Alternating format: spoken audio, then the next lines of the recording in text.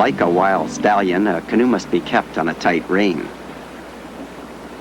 The canoe is not a lifeless, inanimate object. It feels very much alive, alive with the life of the river.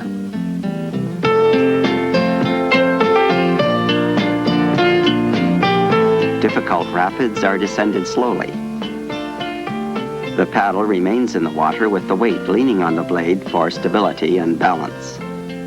Using pries and draws, the canoe is side-slipped back and forth to line up with the deep water channel.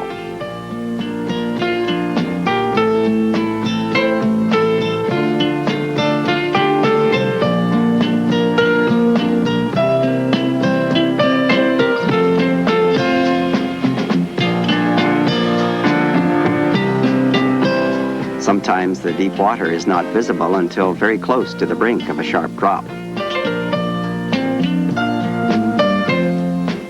A strong backwater sculling slows the canoe to buy time to choose a course.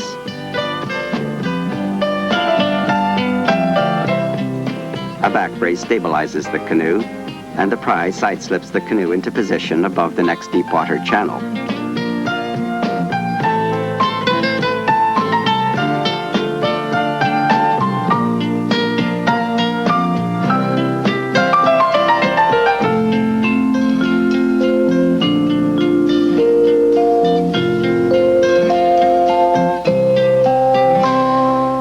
Braced against the seat, with the knees spread wide, canoe and canoeist become one.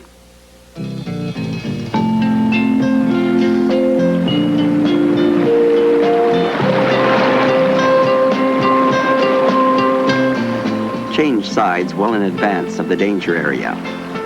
That one was late, but lucky.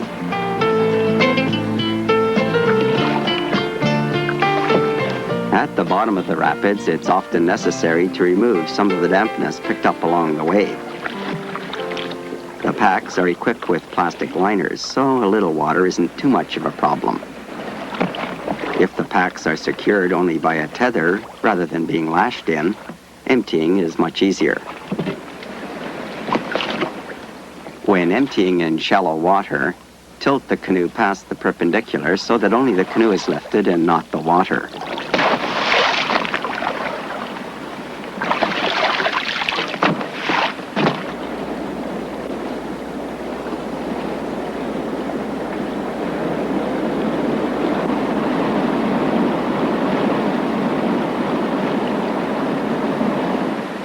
Never stand in a canoe, someone once said. And the old adage persists even today. Now, it is true that you shouldn't attempt it above a rapid until you're very familiar with the position, but the improvement of the view beyond the brink is considerable. If the deep water channel is not obvious, the rapids are surveyed from the safety of the shore. A sculling draw side slip avoids the possibility of drifting broadside onto hidden rocks.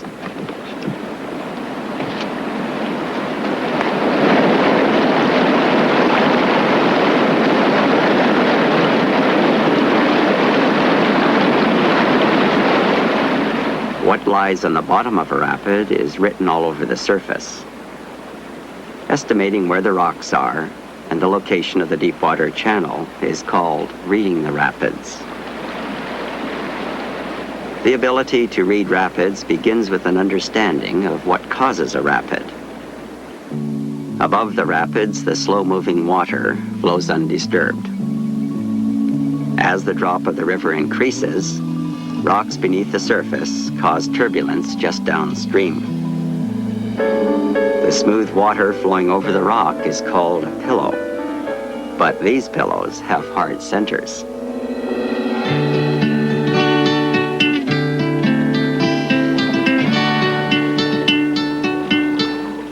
With a further acceleration in the current, the turbulence breaks into waves or rollers that curl towards the rock.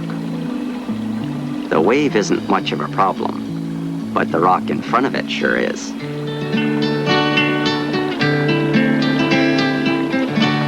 An increase in rate of flow causes a corresponding increase in the size of the wave. There is now sufficient depth to float the canoe over the rock, and the downstream wave isn't large enough to worry about.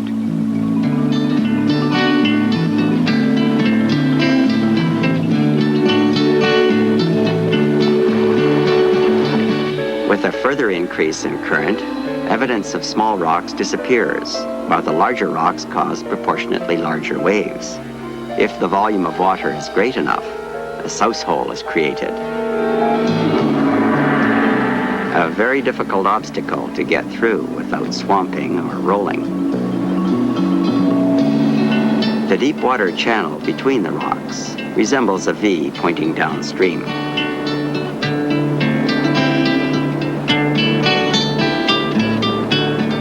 A rapid is considered easily navigable if the V's are clearly defined and aligned in such a way that the canoe can follow them.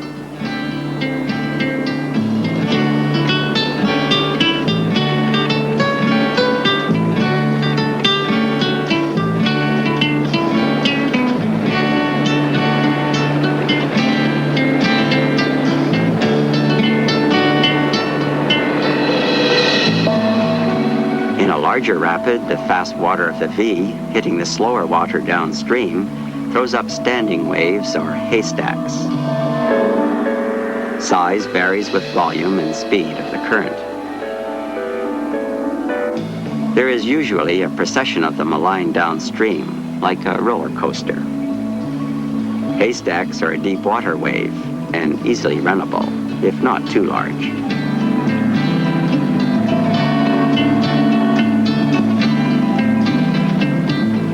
The difference between a haystack and a curling wave caused by a rock is quite obvious, especially if the rock is big enough to cause a souse hole. From upstream, a souse hole appears as a straight line, with foaming water beyond. A place to be avoided in an open canoe, unless it is equipped with a spray deck. But you better not count on it.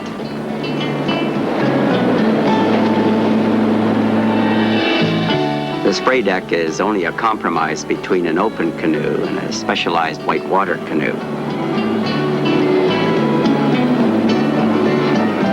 The spray deck helps, but only a good solid brace will get you through a souse hole.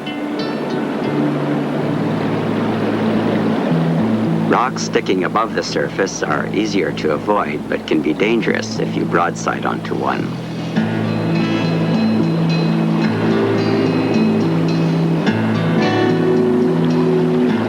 Here's that moment of panic when the hands go for the gunnels. Keep that upstream gunnel high to avoid swamping and back paddle off into the eddy. In this position, the canoe is irretrievable. The force exerted by the canoe against the rock is almost a ton. Between the rock and the canoe is not a good place to be. A swamp canoe in shallow rock-studded rapids is a killer. Stay well upstream and out of the way.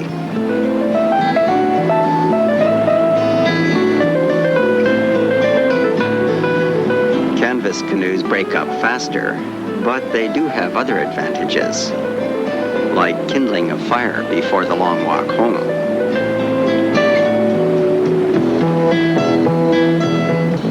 Not all rocks are bad, though. You'll find eddies of calm water behind them in the midst of the worst of rapids.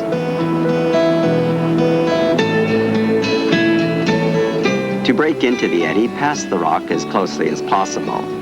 Reach out and plant the paddle in the eddy and draw the bow around into the calm water. The canoe can be held in the back eddy as long as you want. To leave the eddy, stick the bow out into the current, hold the stern in the eddy while leaning downstream in a flat brace, and allow the surge of the current to do the turning.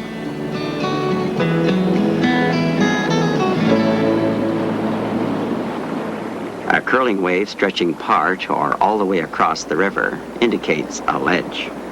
The difficulty of running a ledge varies dramatically with changes in the water level.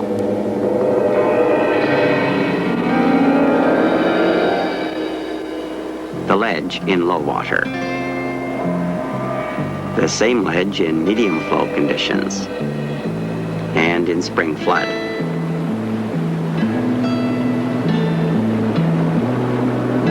In high water, there is no danger of hitting any rocks. The problem is staying afloat in the haystacks. In low water, a ledge can be run only if there is a gap in it, indicated by a V of deep, fast water. If the depth of the water is questionable, the packs are removed to increase buoyancy.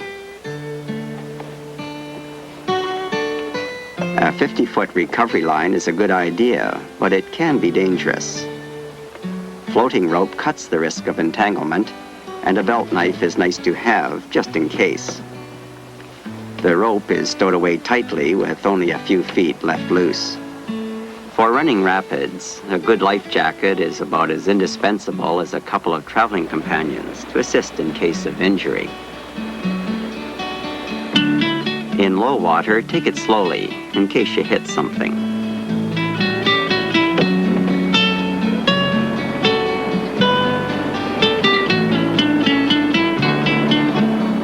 In high water, the problem is to break through the curling wave without swamping.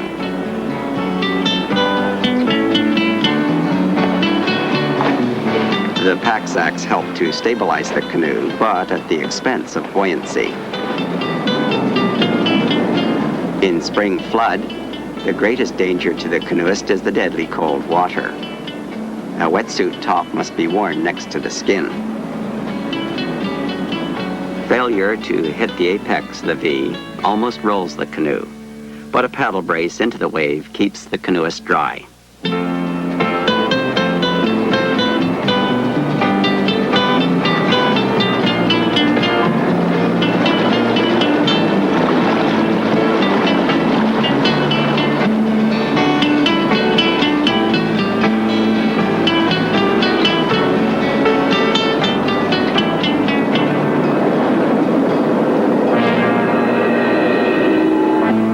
Another rapid in full flood.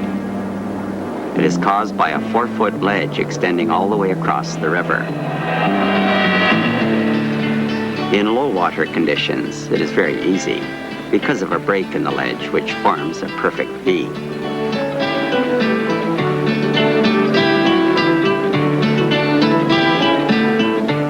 In low water, the ledge is no problem. In high water, it's a killer. Several people have died in this rapid, not because they tried to run it, but because they were swept into it by accident. In high water, the approach to a chute can become very dangerous as the water races to the brink.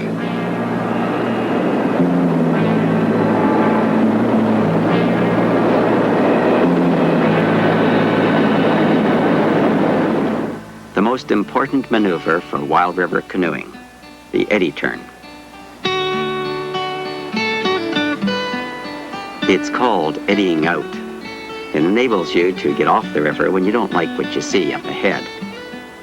If the portage is on the other side of the river, the canoe can be ferried across the current. The upstream ferry is the strongest. The canoe is propelled forward against the current and then drawn across the river at a slight angle. The force of the current on the side of the canoe assists in the ferry. Lean the canoe downstream and use the back eddies behind the rocks.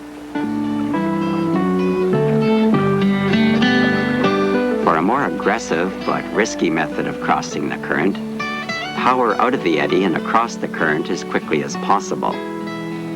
Finish the traverse with an eddy entry on the opposite shore.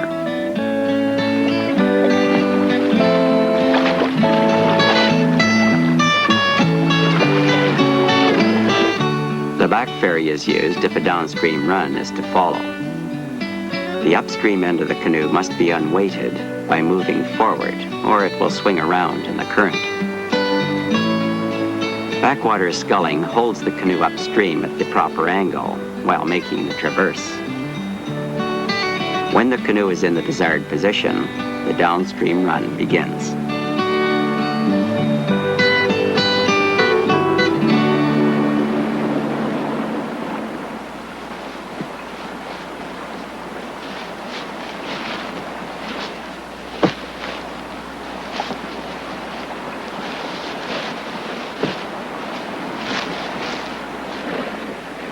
more portages you can put between yourself and civilization, the greater the sense of stepping back into time and history. It's a good feeling and worth all the difficulties. The wilder the river, the less likely you'll run into people like this.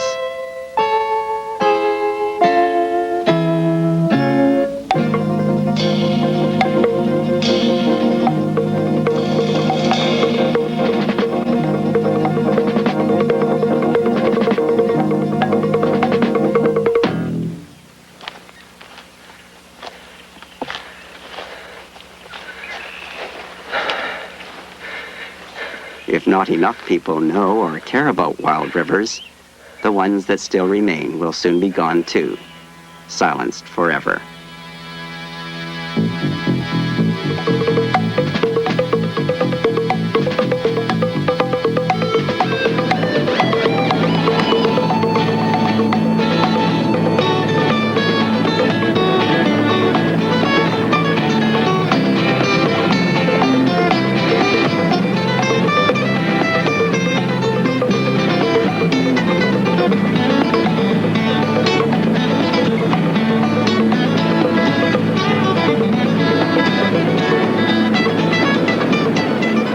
As the river narrows between rocky shores, roller coaster haystacks indicate deep, fast water.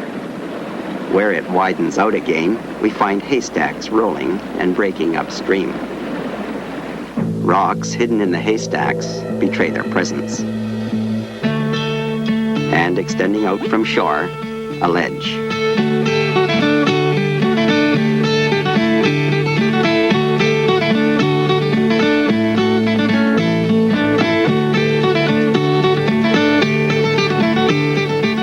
In low water, the rapid is not difficult. But in high water, most of the river funnels into a souse hole caused by the ledge. Over on the right, the rock garden that was exposed in low water is now buried. The strategy is to hang tight to the right shore.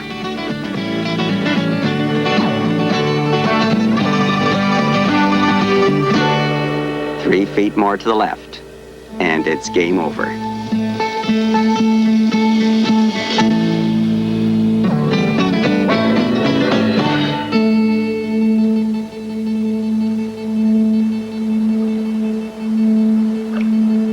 The purpose of a wilderness journey is not to get from the top of a river to the bottom, but to enjoy the river and adapt to its ever-changing moods by poling, lining, wading, and portaging.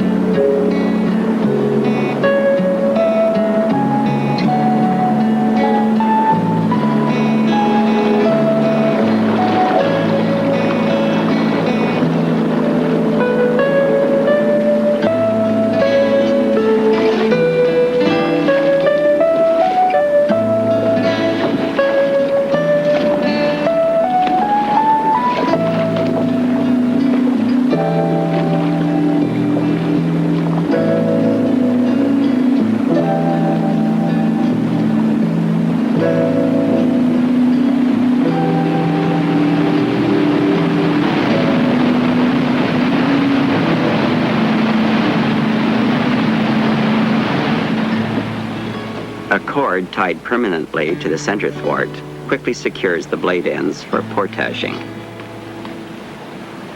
The canoe is lifted in 3 stages. Stand it on edge with one hand on the center of the thwart. Heave it up onto the thighs and grab the far gunwale.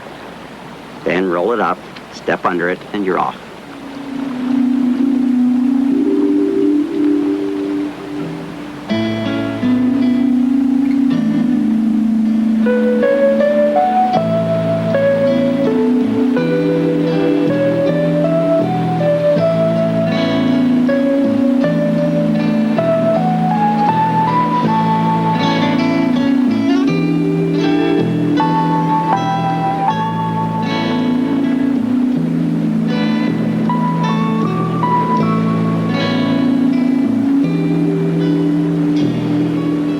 One of the dangers of running rapids is that it's habit forming.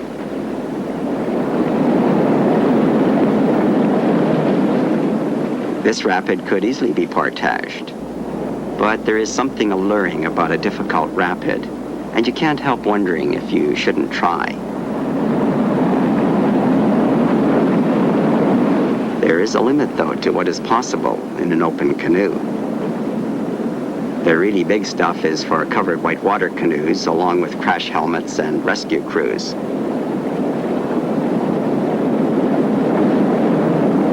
This is one of those borderline rapids.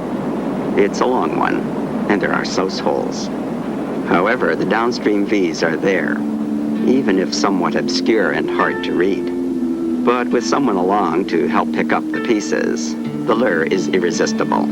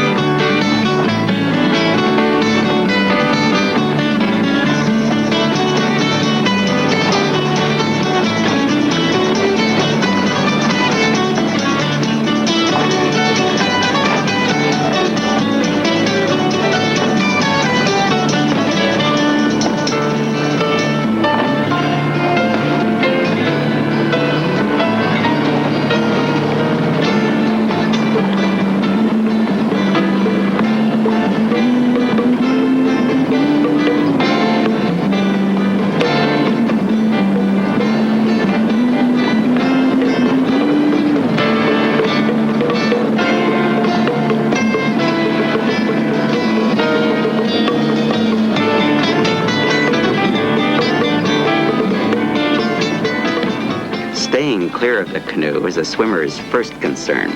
The second is keeping the feet up near the surface to avoid entrapment between rocks.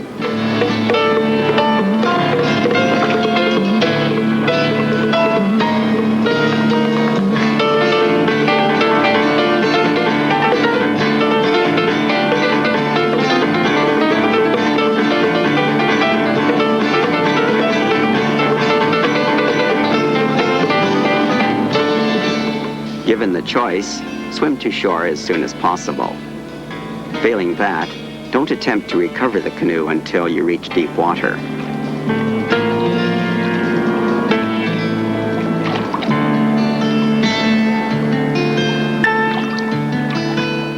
Whitewater techniques can make a difficult rapid navigable, but the risks can never be completely eliminated. Most canoeing organizations are against canoeing alone. And they're probably right. The recreational paddler is well advised to travel in the company of other canoeists, especially when paddling solo. Even though prospectors and trappers often live to a ripe old age paddling alone, it is unlikely they would have been fooling around in long, dangerous rapids.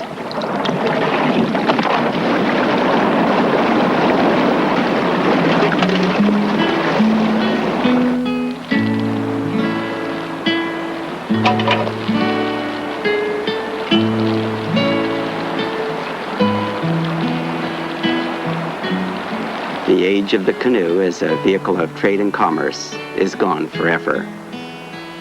Today, the canoe has become a means of rediscovering the natural world. And like the Ojibwe and Cree before us, there should be no evidence to tell that we have passed this way, other than the imprint of our feet along the Portage Trail.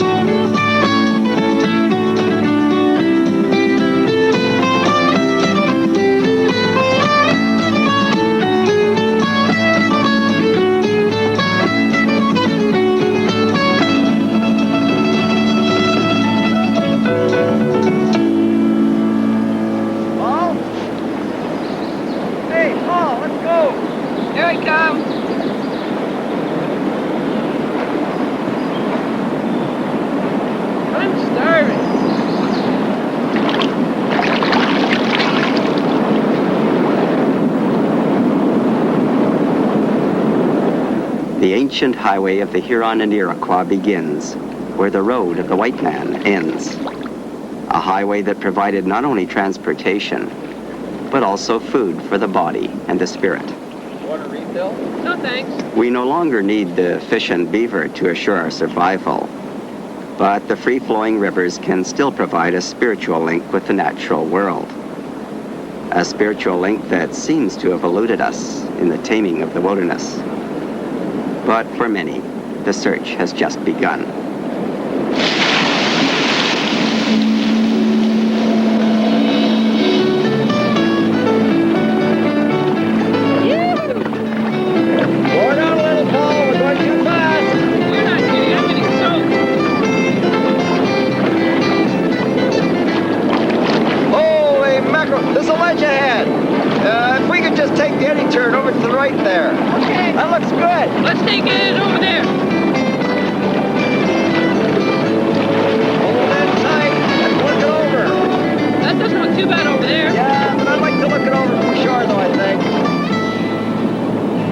That doesn't look so bad.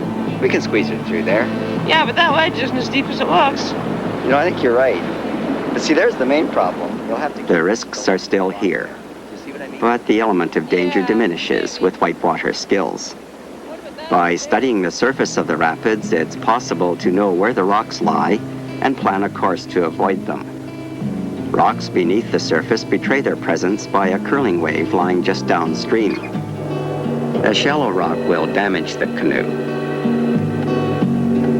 A rock that is lying deeper isn't much of a problem, but the downstream curling wave sure is.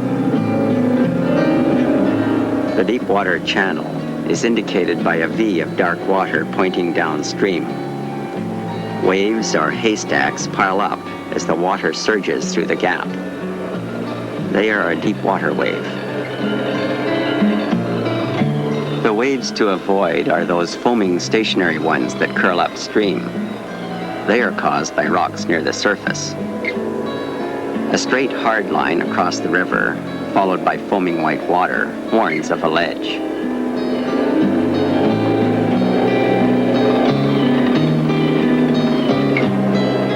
A typical downstream V indicates a safe passage.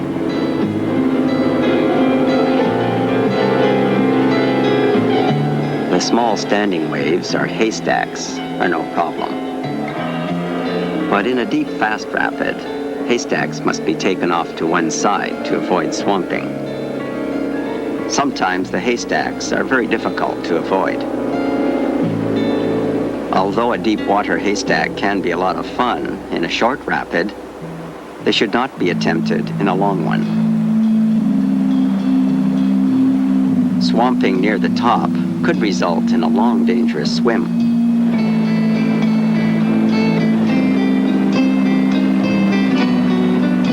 The water in a swamp canoe weighs almost a ton.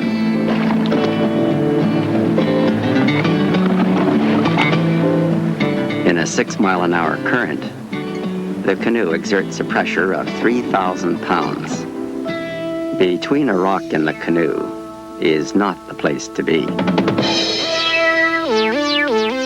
Getting smashed against a brick wall by a Volkswagen is a pretty good way to describe how it would feel.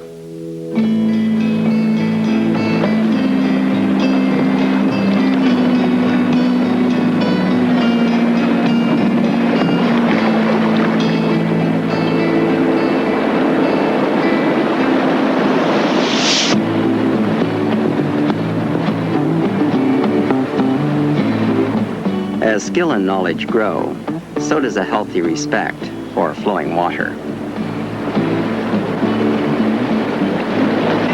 Oh! Don't worry, I got it.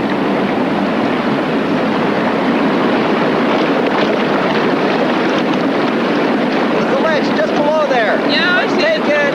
Eddy turn right.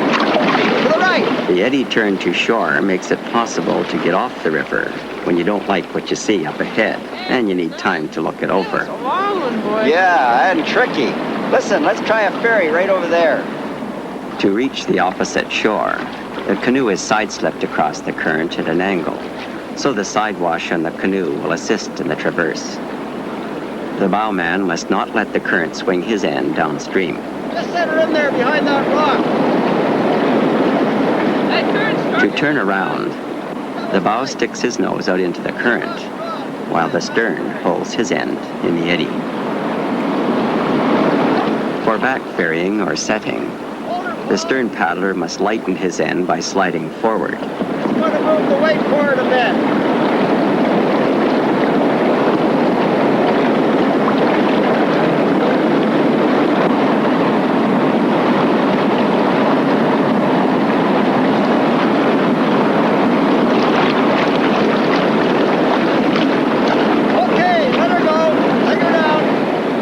The advantage of the back ferry is that you are always ready for a downstream run. How's it look? I don't know, it looks pretty tricky. Grab that eddy on the left. Don't let it swing out. Gee, that was close. Wow, look at that. What do you think? I don't know, it's pretty tricky. See, there's a ledge right over there. See the ledge? Oh yeah. Paul, there's a nice chute over there on the left. See, we can take it through right over there. From the eddy behind a rock, we find the rapids unrunnable. Over on the left, a small chute looks promising. Downstream V's indicate a safe passage. However, below the chute, on the same side of the river, a ledge extends out from shore.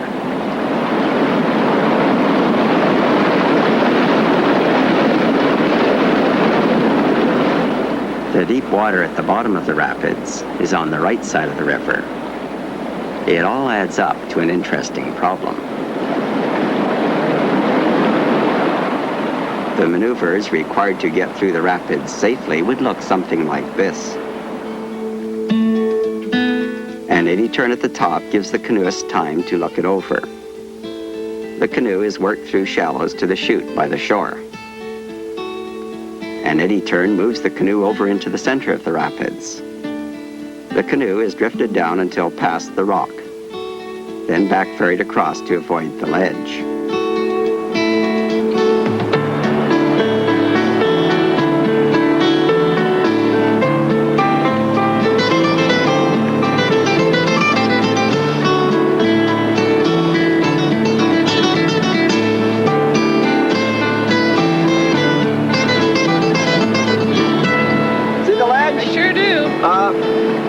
I think what we're going to have to do is back ferry. Yeah, okay. But the trouble is, we can't start it until we pass that rock. Yeah, but if we have to back ferry after the rock, that'd be pretty tricky. No problem. Just make sure you don't begin the ferry until your stern clears that rock. Okay? You yell when you want me to start. Now give me lots of backwater to give me time to get it over. Want to give it a try? Okay.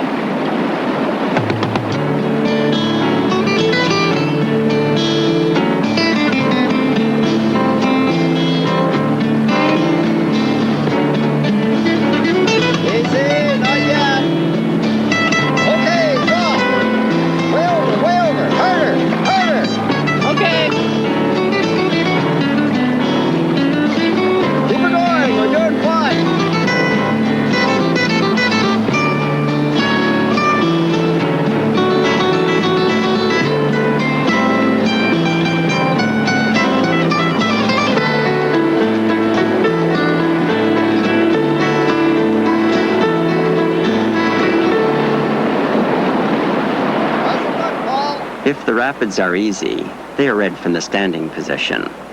The canoe must be aligned with the deep water channel before entering the rapid.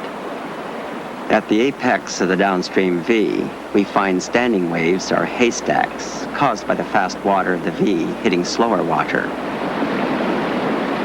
With a little practice, it's easy to tell the difference between a friendly deep water haystack and a curling wave caused by an upstream rock. Big trouble up ahead. Wow, let's get out of here. To escape the mainstream, the canoe is side-slipped out of the haystacks and ferried to shore. Hey, that was great. Did you see what I saw up ahead? Yeah, I saw it all right. Side-slipping out of a fast-moving current avoids being carried into dangerous rapids that come up suddenly.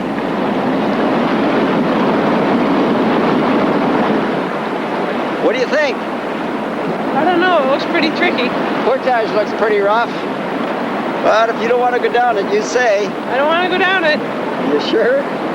Yeah, I'm pretty sure. I think. It looks tricky. Okay, let's look it over from shore.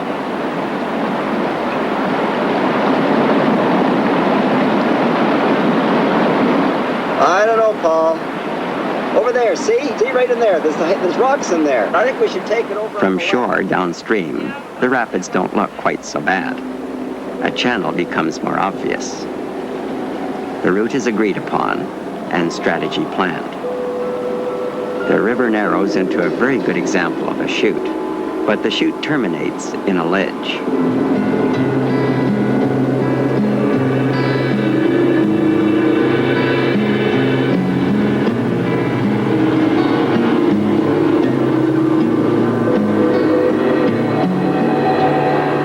The rock ledge is barely visible, but the souse hole leaves no doubt it's there.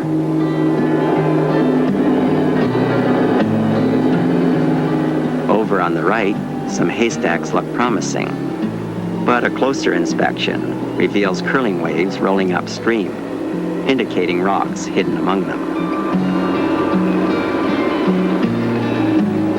The route will have to be in the middle between the ledge and the haystacks, but it's a narrow target, only about 3 feet wide. The V next to shore looks good, but it's a bit too narrow.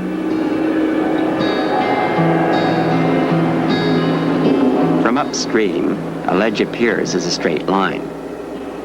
The problem is, where is the V?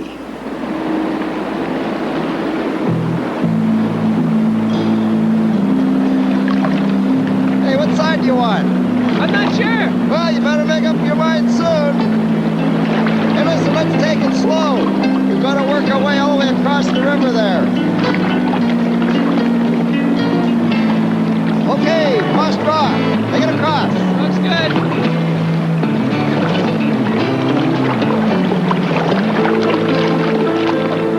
By descending slowly, there is time to plan strategy and position the canoe well above the souse hole.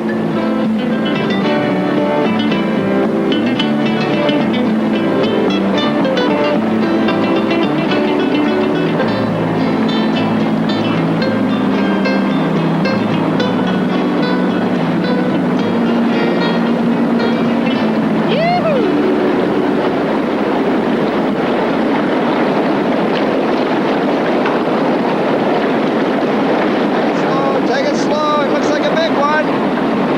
Listen, are you sure you know what's around the corner? Yeah, it's okay. Just stay right and the lady out behind the rock there.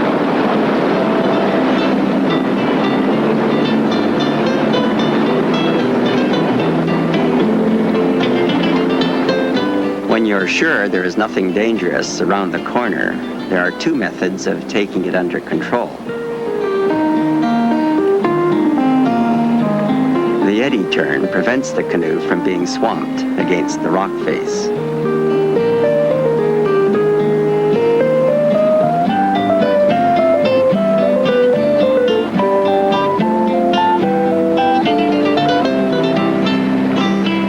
The second method of overcoming the current around a sharp bend depends on a strong backwater. The canoe is drifted around sideways. It's called setting because the stern is set over with a backwater pry.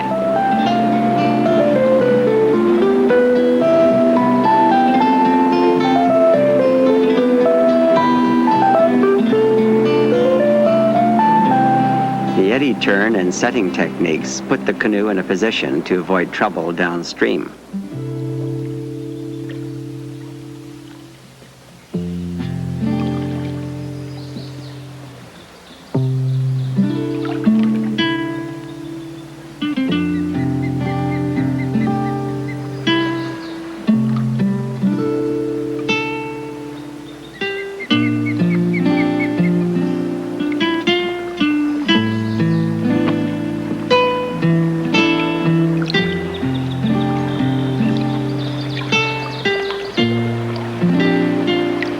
Paul. Paul. Wake up. What? What? Wow, what's that? Yeah, you're gonna like this one, Paul.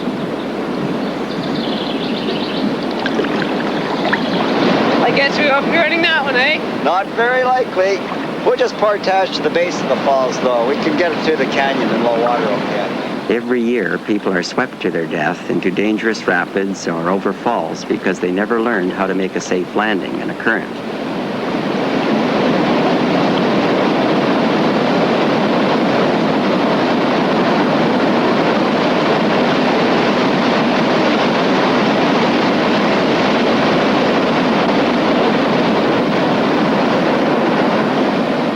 Side-slip the canoe to shore stern first. The upstream paddler makes contact and hangs on. Hang on to that thing. I don't want to go through there. I got it. The downstream man must not grab shore first. Many rivers can be traveled by those who prefer the portage to running rapids. But anyone canoeing a river with rapids or falls should be familiar with all the strokes for making safe landings. Oh, man. How long is this one? It's pretty long, I think. I think it must be almost there now.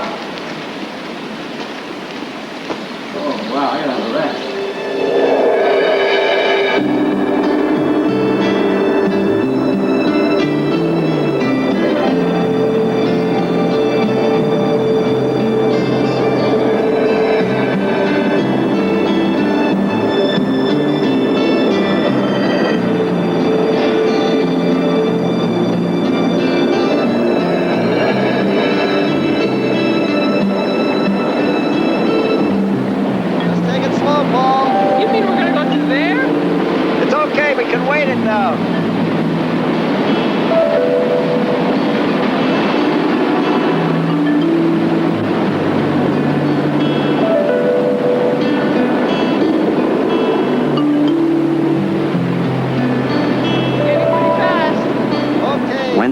Gets too tough, wading is an interesting alternative to the portage.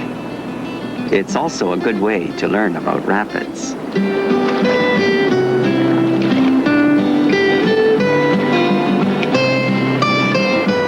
Wading is also a cautious method of approaching an unknown or dangerous stretch of water, especially if it disappears around a corner.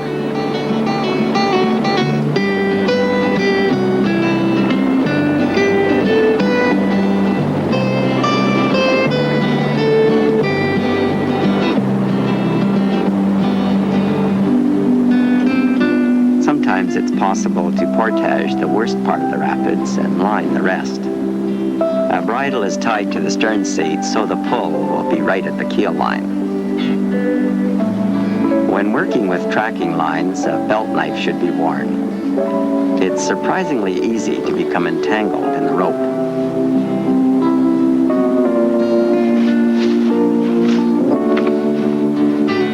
Should I take the small pack? Yeah, would you? I'm going to use the other two for ballast. The weight must be placed in the downstream end, or the upstream end will dig in and capsize the canoe. Always remember that whether lining, wading, or ferrying, the end pointing upstream must not ride deeper than the downstream end.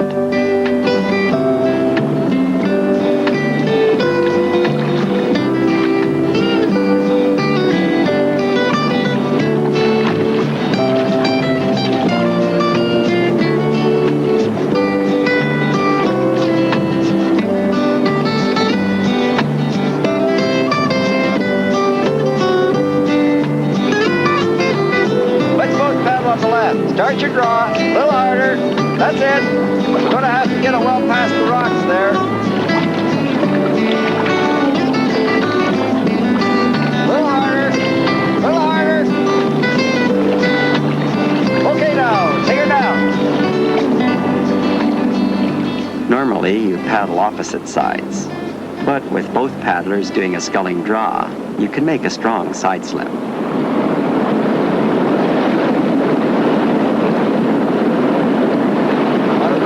Paul?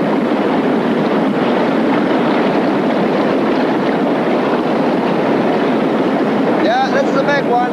Above a rapid is a very dangerous place to be, and standing is only attempted if thoroughly familiar with the position.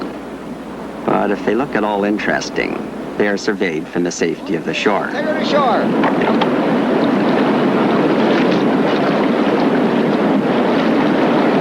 Hey, that sounds pretty wild. Oh, it's a tough one.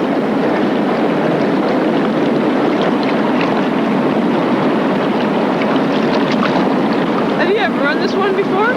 Yeah, but it depends a lot on the water level. The deep water channel is there, but obscure, and there are deep souse holes. The only way I can see is just this side of the rock. We'll have to keep... These rapids would rate a difficult 3 on the river classification system of 1 to 6. 1 being easy, and 6 bordering on the suicidal. I think it's definitely too big for the both of us in those house holes, Paul. But I think I can sneak it through over there on the right. I don't know. I think that rock over there is going to be a problem. It's right in the main current. Oh, I can miss that all right. Maybe. What do you mean, maybe? Good luck. Well, at least it's not very long. This is about the limit of navigability for an open canoe, but the rapid is short, so a wipeout would not mean a long, dangerous swim. Running solo has the advantage of buoyancy, an important factor in an open canoe in a turbulent rapid.